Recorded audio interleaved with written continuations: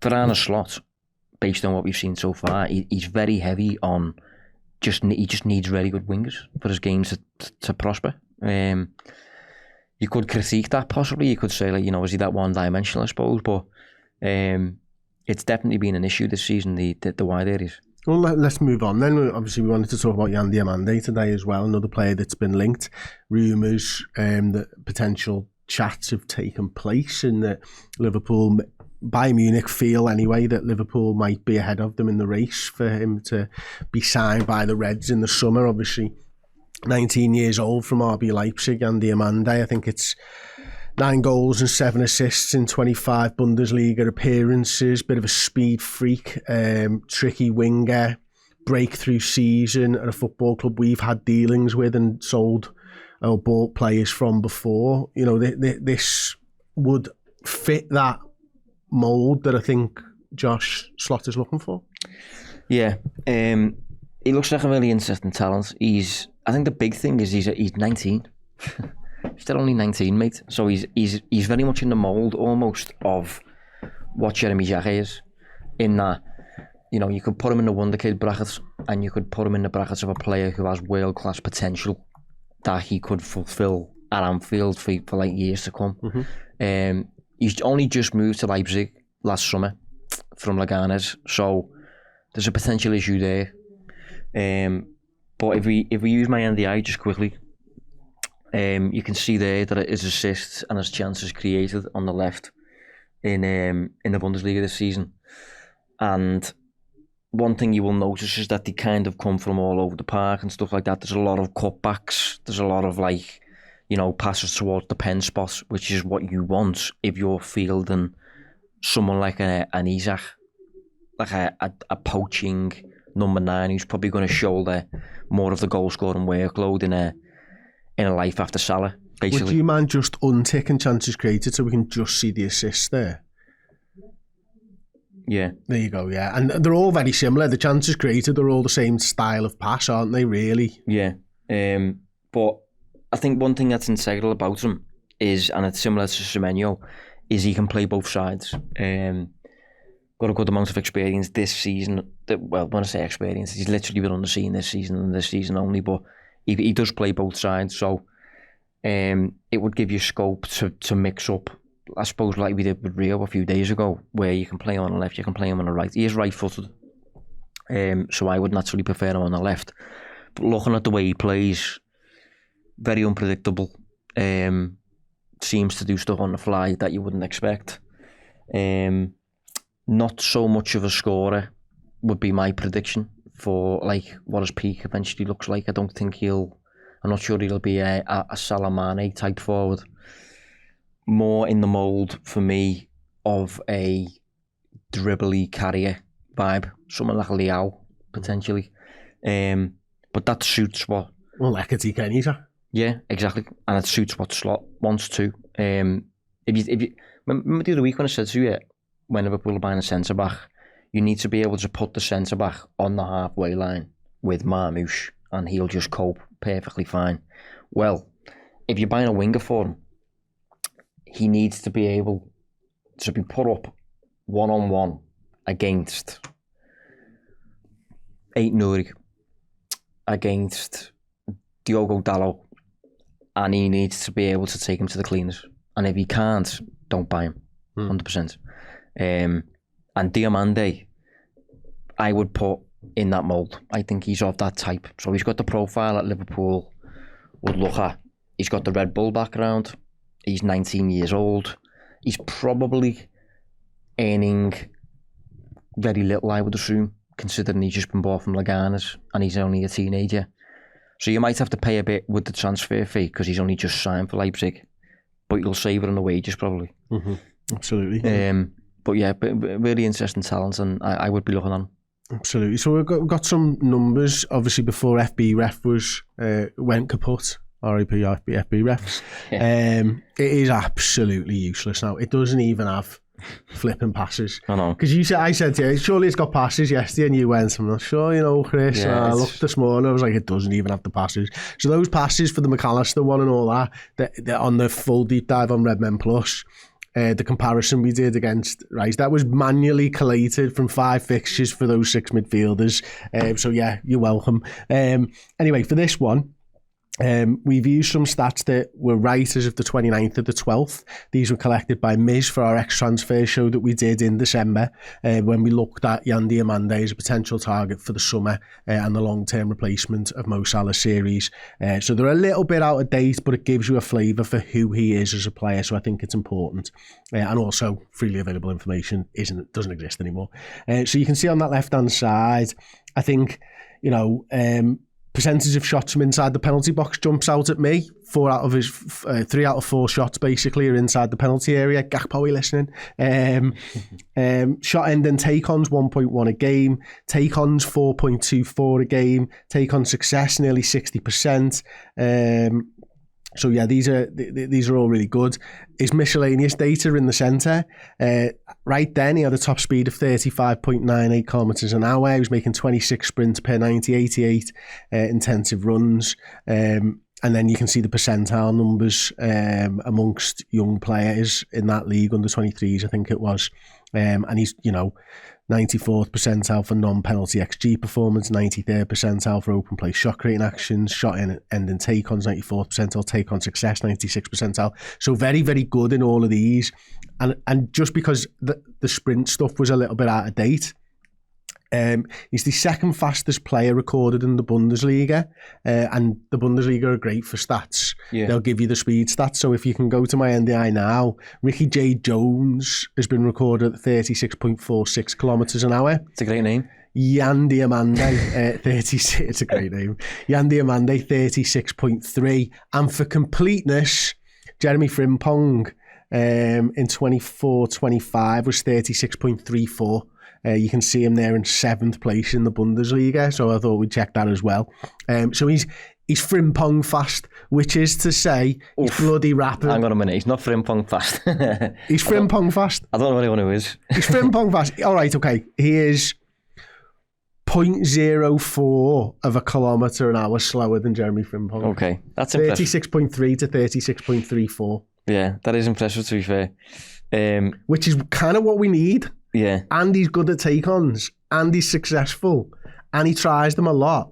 Yeah, definitely. If you look at my NDI quickly, just to get up his touch map for the season, you can see there. Is it a touch map or is it one of my daughter's paintings? Who knows? Daddy, I drew you a rose. Dave, that doesn't look like a rose. It's fucking red. That's the closest thing we've got. Is that what life is like? Is it? Yeah. It is, mate, yeah. Yeah, I can and imagine. They're all stuck up on the wall in the playroom. Yeah, but yeah, on and the now fridge. I look back and go, honestly, mate, there's an entire 4 walls of our playroom are full of pictures. I don't know what they are.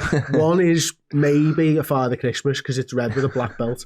That's it. That could be the only thing that's recognisable. Yeah. Oh, it looks lovely, one of them.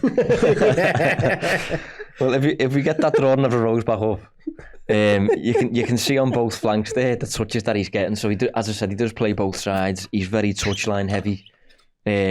Stays out wide, and you can see there that he's probably, I would assume, based on those touches, he's playing more on the right hand side, which is where Salah plays. So, despite being right-footed, I suppose he offers that kind of historic Premiership approach where Giggs is playing on the left with his left foot, Beckham's playing on the right with his right foot.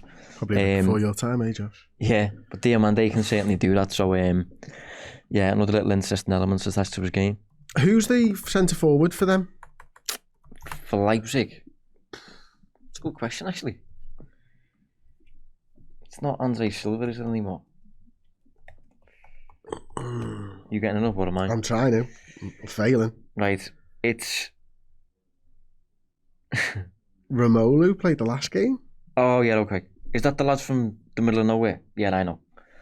So they signed him from somewhere I can't remember, but it's literally in the sticks. Goztepe? Yeah. That's it. Where the hell's that? Good talent. Turkey? Okay. Yeah, good talent. Really interesting signing, actually. Outside the box signing. But yeah, they got him. It's not what you want with a centre forward, really, is it? Yeah, you want him in the box, Josh? They paid a decent whack for him as well, considering. So yeah, it was 20 million euros fee for a player, as I said, from a team that I had genuinely never heard of. But so far this season, just quickly, is he getting on well? So 6 goals and 3 assists in 19 appearances. Not too bad. But yeah, that's the lad that Diomande is supplying. And it's worth noting as well that on the opposite flank for Leipzig, there's a lad called Antonio Nusa who is of a similar mould, to be fair. They've got decent little wide players at the moment, Leipzig. If we get up my NDI. Look at Josh with the NDI. I know I'm flying nowadays, aren't I? You remember the letters. I got myself an Apple Mac, guys. I put the other one in the bin, mate. Only 11 years old. So you're proud there, mate. But yeah, if we have a look at this, so you can see there, these are Leipzig players. You can tell he's new to it because he called it an Apple Mac. Yeah, no one's ever said Apple Mac before. It's just, I got a Mac. I know, I called it that last night as well. I was thinking, what have we just called it that for? I got myself an Apple Macintosh. But you can see there, so this is all the Leipzig players with their carries, right? And you can see there, Diomande has had 20 carries that lead to a chance.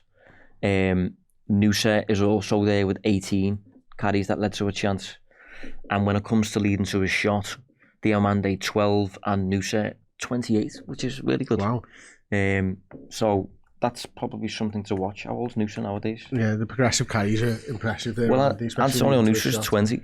So, yeah. Mentioned before, we do have a good relationship with RB Leipzig. We've bought players from them. Feels like a deal that probably could get done. And if you relieve them earnings, it might already be done for the summer, Josh, at around £88 million. Well, it's worth saying as well, he supports Liverpool, which is going to really help if we are in for him and we're up against someone like Bayern Munich. It's going to be really easy for him to just pick the team he supports, hopefully. And the fella running the Red Bull network sort of thing nowadays is a certain Jurgen Klopp. So that's probably worth throwing in there. Don't know if he has an impact, but it can only help. You'd hope so. I suppose the final question for you then. Are Liverpool in the market for 2 wingers this summer? I would have an interest in 2, but I worry that Liverpool will only do 1. Because Gakpo's already in the building and Rio, crucially, has that promise from Chelsea that, like, you know, I'm coming to Liverpool to play, and he's in and around the team. I'm not sure Liverpool will have scope to just kind of like sign a... That's why Diomande makes sense, because Diomande can play in place of Rio on that side, but he can get tons of minutes on the other side as well. But if you're going to lose Salah, I would buy 2. I would. After what we've seen this season and how important it is, the absolute last thing we need is to go into next season short in the wide areas again. Especially if you're keeping Fana Slot. That's the crucial thing. If you're getting a new coach, maybe things change a bit, but you really do need good wide players. I suppose the next question, and you know, I'm sure there'll be people screaming at the televisions, the mobiles, etc., at the moment. What about Ekitike when he's fit? Can Ekitike play over on that left-hand side as well? And is he the type of player that could fulfil what Fana Slot wants from those wide areas? Yeah, the left, I think he can play. The right, I would say, probably not. So between Gakpo, Ekitike, Rio, he's probably got 1 wing sorted. Potentially. But it's worth noting, you know, Isak's never been that reliable when it comes to fitness. You're looking at about 60 games for the season if you do well in certain competitions and stuff. So Ekitike will have to play a fair bit as the 9. I just don't want to be stung by what we're seeing now. Mm-hmm. So, I don't know. It's difficult that. But Diomande could play over there. Yeah. And then you sign another one for the right-hand side. So you could sign 2 for the right, and one of them's Diomande who can do both. That's why I thought we'd get Semenyo, because Semenyo can do both. Well, the thing is, I think it's a really important point you've just made, Josh. I don't really want Liverpool to be in a position where we've got 1 right winger for the next 5 years. You could do that with Salah, because he's been a physical freak for you, hasn't he? Been playing 1 million minutes. But the next guy probably won't be that. And a 19-year-old is your only right winger. Exactly. It would be a little bit nuts. And, you know, we're obviously expecting in this scenario that Mo Salah probably moves on. I think 1's more likely. I'm the same as you. I'd rather have 2. You get a Yan Diomande there. You get another centre midfield there. You know, this is the Nottingham Forest deep dive where we've looked at the build-up issues and stuff like that. Elliot Anderson would be a great shout for the middle of the park there. No problem whatsoever with dropping someone like him in there. And yeah, you know, we hope maybe that your fitness issues at right back stop. Well, the injury issues, I should say, at right back stop happening, because that actually gives you another lad who can spell right wing as well, and Jeremy Frimpong there. Yeah, it's going to be really interesting to see what Liverpool will do. But Liverpool can't. I don't think Liverpool can make 8 changes again. As much as we maybe all want them to, we've seen the downside of that this season, haven't we? Yeah, I think crucially with the downside of that, it's not. For me, it's not so much been the quantity of change. It's been, in addition to buying lots of new faces, you've toyed with the dynamic of the squad though, where like you've gone from having lots of wingers to right, we've now got 2 really expensive 9s, and the pecking order isn't particularly clear. You've lost your right back and you've got a wing back in. You know, it's things like that for me, the way you've played with it. I think even all departments, every sale that we made, we just got in like for like, or as close to like for like as possible. I think the quantity of change wouldn't have stung us as much, but it's because you've changed a lot quantity wise and you've changed a lot tactically, and it's that combined that's resulted in Liverpool being a bit of a mess this season. It's one of the, I don't know, we won't like hearing this, it's one of the biggest problems we've had, the loss of Trent Alexander-Arnold. Yeah. I did my podcast recently and I spoke to Ted Knutson, and I asked him, what is your headline issue for the season? If you could underline one thing, and he basically said losing Trent, which because it changed so much, didn't it? Yeah, it did. Changed a lot, but I didn't expect him to say that. But I think quietly we probably have underrated how special he was and how different he was and how integral he was to creating chances, getting out of our own half, unlocking Salah. You know, just free kicks, I suppose, but Szoboszlai's lived up to that. But it has been a big loss, and hopefully Spurs go down because we can just poach Pedro Porro out of there. You're still on that bandwagon, are you? Well, I think if you're looking for a clone, you'll do well to find anyone. But Porro is just a bit of a watered down version of him. Good age, injured at the moment though, I think. So. Okay, well there you go. That's been the deep dive for this week. Thank you everybody for listening, for watching, for subscribing to Redmen TV, of course. And if you want the full show where we do the build up, we look at Gravenberch and McAllister in depth and detail and compare them to other midfielders and the lack of touches that they're having compared to those midfielders. We also look at Gakpo and Salah and their lack of involvement, I suppose, against Nottingham Forest. Go over to Redmen Plus, download the app, get involved. And yeah, thank you very much for watching this clip. Just showing the Apple Mac logo there. Are you okay? That was a clip from the deep dive. To check out the whole show, simply download the Redmen Plus app or click the link in the description.